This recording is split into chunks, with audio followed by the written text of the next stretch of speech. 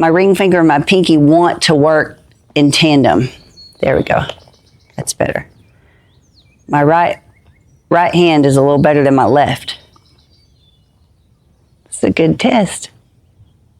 Let me know how it works for you. It's such a subtle kiss. So as I'm holding my hands here, sometimes it's just that right there. And you wouldn't think that he can feel that. But I just felt that mosquito land on my shoulder. They can feel it. They can feel that energy. Sometimes it's going to be more like that. See the difference? You can actually see the rain move. And other times you just see me moving on top of the rain. But I believe they can still feel that. It's a strumming of the string if you think about guitar strings. All right, Nike. Let's cruise through and see what we got today, big fella. Put on my remote control rein. I'm in a lighter weight spur today. I'm in a little set of shoes that I had made years ago that have a really wide toe box and a thin sole and an ultra short heel. We talked about cowboy boots, square toe, even a 1-inch heel is still a 1-inch heel. And you add the weight of a spur on top of that, and you think about the momentum adding to every stride. I noticed the last day that I wore my cowboy boots with my spurs, by the end of the day, my hip flexors were burning, like on fire, especially the left one. So that spur was causing that extra swing. And I wasn't in alignment. When I get back into my cowboy boots, my nervous system wants to go back to what it's always known and always done. And I really have to be conscientious to fight that, to reprogram that. So for me, right now, these look super goofy. My husband calls them my Ronald McDonald shoes. But we're going to test them. I do like riding in them just for day work. And they're much lighter weight going in between horses. Easy going little quiz. We'll start him inside. Good.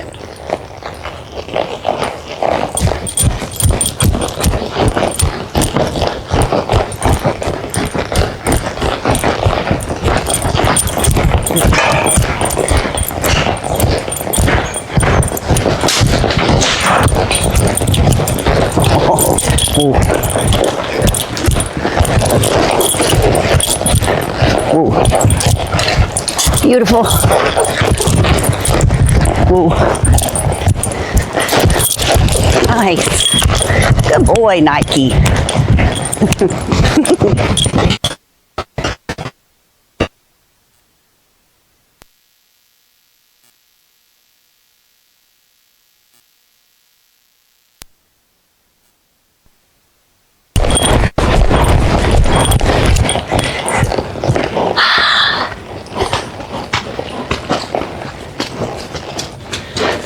That's fun. That's fun. Very, very, very happy. Very proud of Nike. Let's talk about how he took responsibility for rate. Well done, young man. Had I allowed him to think it was okay to pull on me before we went to the barrels, he would have pulled right through those turns. He would not have taken responsibility. He would have been dependent on my hands. He would have been holding a grudge, just like a teenage kid could do. I'm sure moms out there, you can relate. And we know we've done it ourselves. Just grumble in our mind when we think we're correct about something. And in their mind, they think they're correct. They are allowed to have an opinion. We can have a conversation until it gets headed in a direction that I know is going to lead to danger and harm and is going to set us back. Well, that's when I make things very clear. That's when I am not necessarily the disciplinarian. He didn't do anything wrong by asking questions. But I've got to be the leader in that moment and not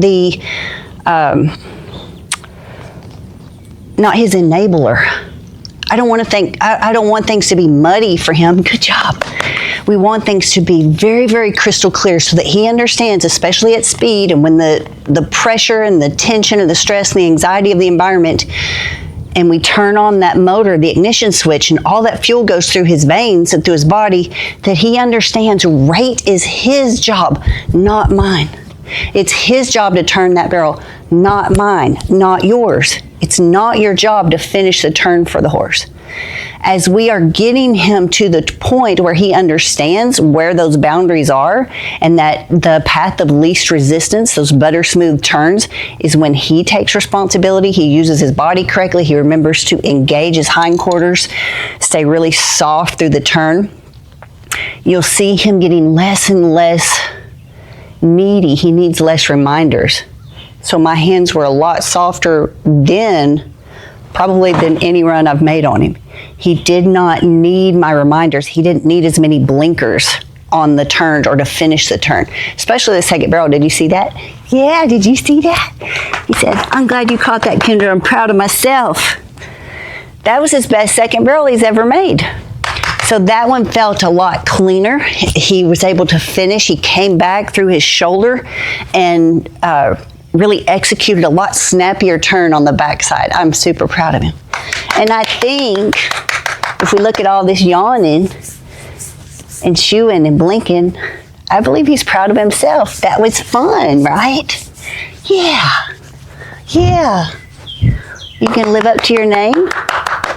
To your daddy's name, Slick by Design. Cool horse. Let me know if something clicked for you today, and I'll see you in class.